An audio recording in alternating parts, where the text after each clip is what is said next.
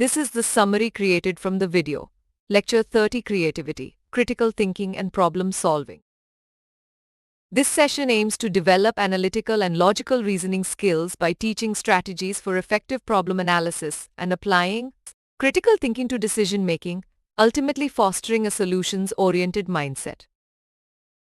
Critical thinking involves carefully analyzing, conceptualizing, and evaluating information.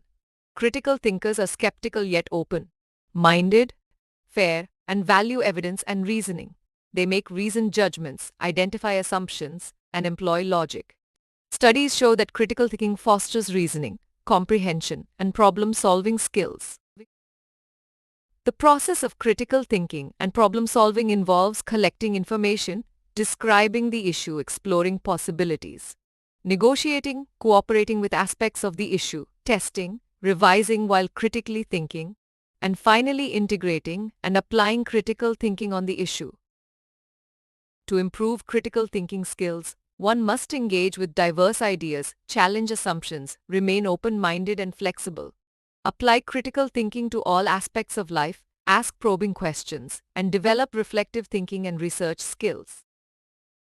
While critical thinking involves intentional reflection, problem-solving focuses specifically on identifying, analyzing, and resolving issues, overcoming obstacles to determine the best solution.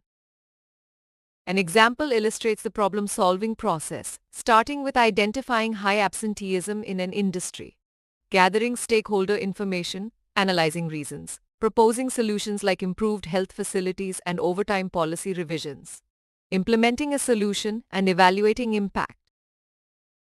Educational institutions recognize the importance of nurturing critical thinking and problem-solving skills in students through various teaching methods like group discussions, case studies, simulations, structured exercises, and debates.